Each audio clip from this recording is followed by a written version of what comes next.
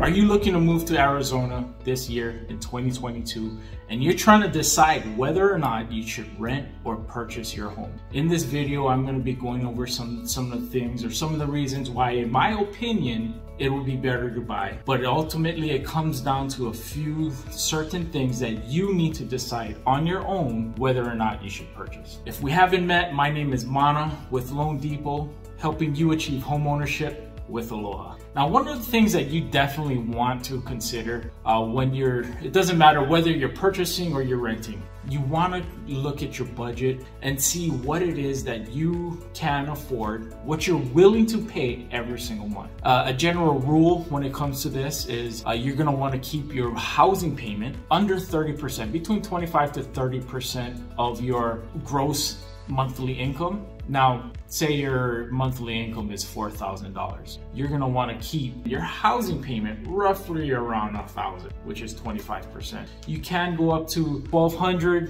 but just keep it within that 25 to 30% range. Another thing that you're definitely gonna wanna consider if you are looking to purchase a home is the stability of your job. Are you certain that your job will be there in the future? If you feel like your employment status at the company you're working with or in the industry you're in, it may not be the time for you to purchase. So that's another very important thing you're going to want to consider. Now, another thing you're going to also want to consider when you're looking to purchase a home is how long you plan to be in the current home or in the current area that you're living in. Because if you feel like you're going to be moving within the next year or so, you definitely may not want to purchase right now, especially if you're gonna need to sell your home when you move. Now, if you feel like you know your budget, you're gonna stay within the budget that's gonna be comfortable for you.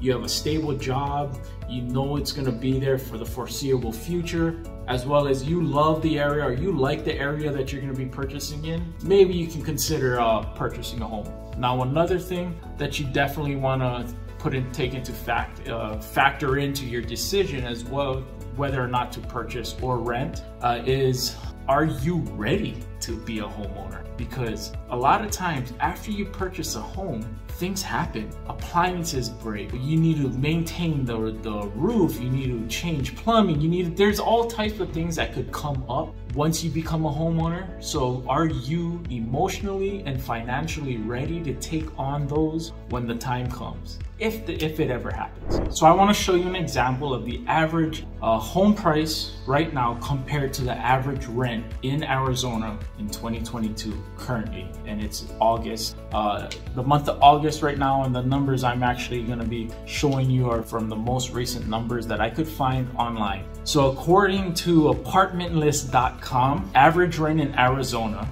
93.3% of the homes for rent are between $1,000 and $3,000. Now, 63.3% of all the homes for rent in Arizona are actually between the $1,000 and $2,000 range.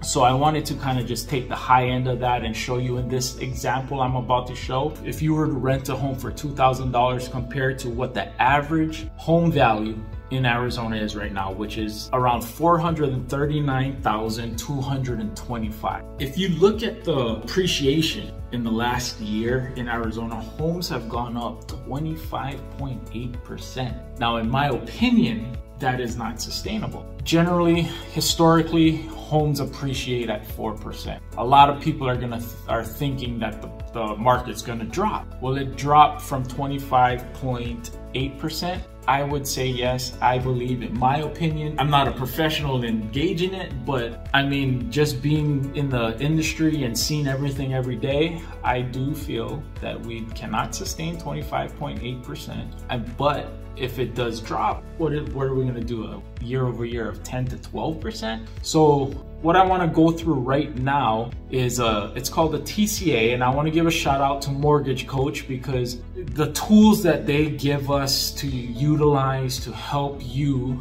our clients, understand the numbers and why you should make the decisions that we advise you to make. Here's the TCA, which is a total cost analysis if you were to rent in Arizona compared to purchasing. So here's the average home value in Arizona right now in August of 2022 compared to the average rent in Arizona, which is $2,000 per month. Now, if you look at it, your total payment for owning is going to be $32.22.92. Now, yes, it is higher, but I want to show you why it's still going to be better to purchase instead of renting. Every month you make your mortgage payment, there's going to be a portion of it that goes to your principal, and you're paying down your principal. So in this case, $472, you're paying down every month. That's money back into your pocket that, you know, is going to lower the amount that you owe on your mortgage. Now that brings your total net monthly payment to $27.50.87, and compared to the $2,000 that you're going to be paying in rent, you're going to save $750 every single month if you were to rent. And that $750 is going to be important later. I'm going to show you something fun that you can do if you are planning to wait to purchase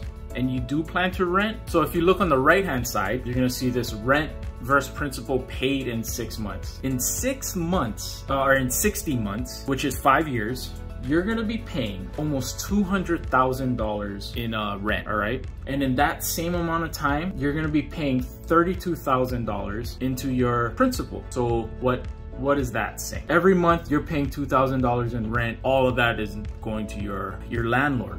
None of that. You'll never get that back. But if you own, in 5 years, you will pay your principal down, meaning that is money back in your pocket of $32,000, almost $33,000. Now, if you look at the very bottom, the net worth in just 2 years, I'm using a short time frame because it kind of ties into what I'm gonna talk about with that $750 difference in payment. Your net worth in 2 years is gonna be zero with rent. Now, if you bought your net worth with home appreciation, which I put at 4%, which is historically a very conservative national average, your net worth you're looking at is $55,744. That's almost $56,000 that you will gain in price appreciation plus principal payment, paying down your principal in 2 years. That is huge. Here's that fun thing I was telling you about. Your monthly rent is $2,000. Your net total payment for owning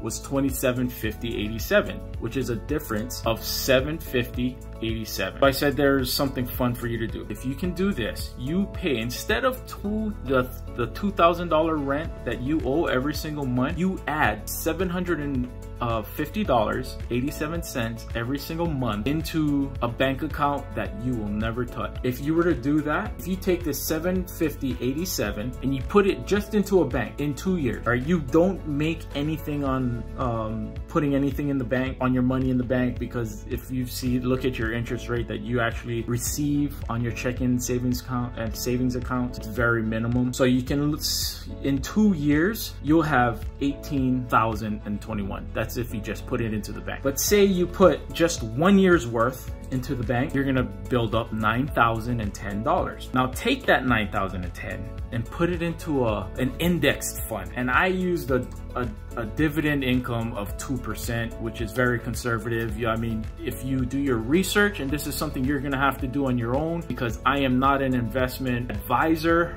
I just play one on YouTube. So do your due diligence and find, I would say, an index fund. That is what I personally do. And you're averaging index funds that pay out to 2%. But if you were to just put that first year into the bank, you have $9,010. Now you take that $9,010 and for the second year, you put it into an indexed fund that pays a 2% dividend on the year. After the second year, you'll have $27,748. So why is that important? The closing costs on buying your home, cash to close, if you look here, is going to be $22,515. So in essence, you are getting yourself ready by getting in the habit of paying that mortgage every month before it even counts. You're putting that extra money into a bank account. For the second year, you're putting it into an index fund, which is making you more dividend income on the second year. And after 2 years, you will have enough for a down payment on a home, cash to close, down payment and closing costs.